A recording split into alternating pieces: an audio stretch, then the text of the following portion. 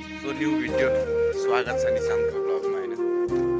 So अहिले चाहिँ हामी सो रम्मल घारीको बिचमा चाहिँ हामी ड्युटी गरिरहेको छौँ अहिले चाहिँ होइन। हामीलाई चाहिँ सो रम्मल घारीमा चाहिँ ड्युटी गर्नलाई एकदम बिन्दास फर्स्टमा आउँदा चाहिँ हामीलाई चाहिँ एक नम्बर दुःख क्या, एक नम्बर पुरा हामी किन आयौँ विदेश, नेपालै ठिक थियो, नेपालमै बस्न पाए हुन्थ्यो, नेपालै गर्न पाए हुन्थ्यो जस्तो लाग्थ्यो होइन।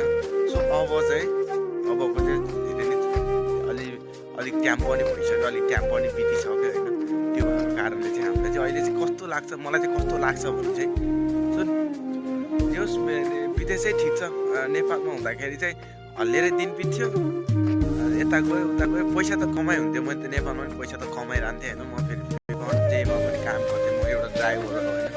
ड्राइभर काम गर्दा पनि मैले खासै पैसा त कमाउँथिनँ होइन। म जे पनि पैसा जता आयो त्यतै, जे आयो जे काम गर्न मन लाग्यो, जेमा पैसा धेरै आयो त्यस्तै काम गरिदिन्थेँ होइन नेपाल हुँदा चाहिँ। तर नेपाल हुँदाखेरिको पीडा भनेको चाहिँ धेरै नै क्या। अब जस्तै फ्यामिलीलाई चाहिँ भेट्न पाइन्छ, फ्यामिलीसँग चाहिँ बस्न पाइन्छ, फ्यामिलीसँग चाहिँ खुसी बस्न पाइन्छ होइन।